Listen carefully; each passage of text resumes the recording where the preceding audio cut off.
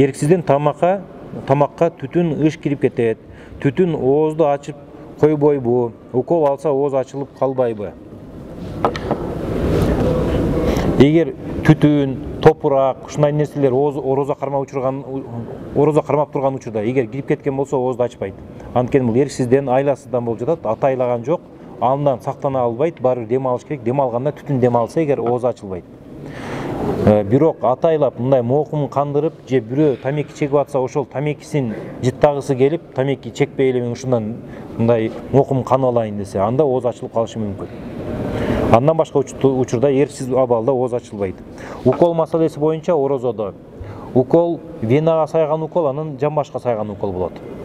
Мурунку алымдар ушул экөөнү айырмалап, бирөөсүн ачат десе, экинчисин ачпайт дейт эле. Азыркы күндөгү акыркы алымдар уколдун бардык түрү оозду ачпайт дешет.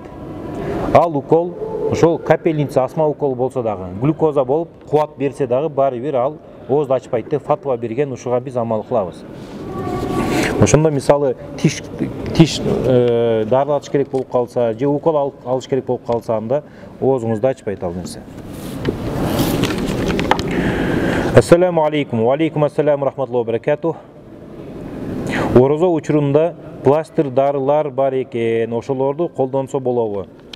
Ооба, буларды колдонсо болот. Анткени теринин түбүндөгү жанагы ачык жерлерден кирген суу же ушундай дары-дармек ооз ачпайт, ооз ачтырбайт.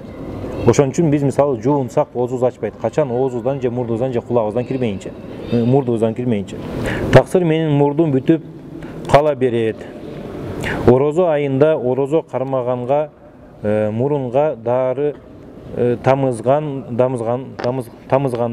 ооз ачылып кетпейби?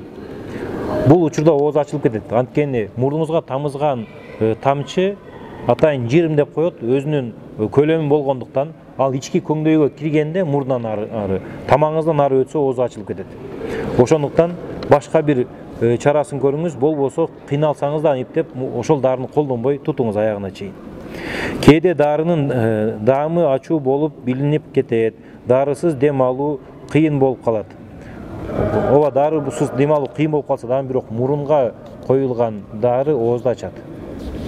Эгер такыр эле дем алыш мүмкүн эмес болуп атса, анда ошону ачсаңыз уруксат, бирок баары бир казасын тутуп бересиз.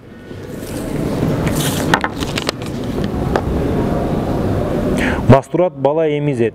1 жаш 7 ай болду.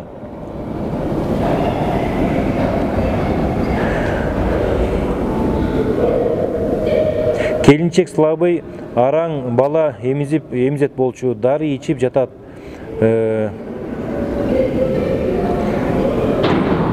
Дарын атын айттыр, орунатын. Орозону кантет. Эгер баласы 1 жаш 7 ай болсо, аял киши алсыз болсо, эмизген баласына же өзүнө орозо мындай кыйналып калса, орозо кармаса, тоскоол болсо, анда ооз ачканга уруксат берет. Оорулуун өкүмү болот дагы.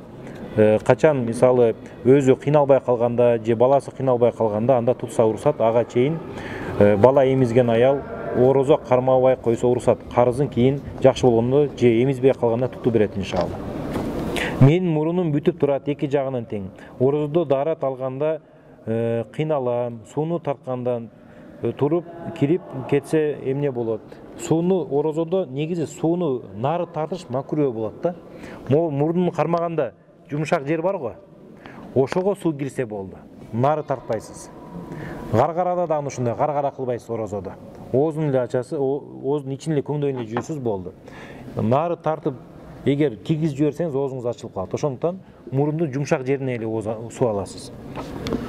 Такыр эле суу тийгизсеңиз мурдуңуз бүтүп атса, анда мурдуңузга суу тартпай эле дарат ала бересиз. Анткени ооз жууш, мурунга суу алыш бул сүннөт болуп эсептелет. Аны үзүр себеби менен таштасаңыз болот. Орозо маалында бассейнге түшсө болобу? Орозо маалында бассейнге түшсө, мурдуна, оозунда суу кирбесе, ооз ачылбайт, бирок макруу болуп эсептелет. Түшкөнгө аргасыз болсо, мисалы жуунуп алыш үчүн, анда уруксат. Бирок жөн эле түшүп, ошол дайыма бассейнге барып жүрсө, мисалы, ошол күнү келип калганда орозо учурунда барып түшсө анда макруh болуп калат. Анткени оозу ачылып калышы мүмкүн. وآخر دعوانا الحمد لله رب العالمين ربنا آتنا في الدنيا حسنة وفي الآخرة حسنة وقنا عذاب النار برحمتك يا أرحم الراحمين. السلام عليكم.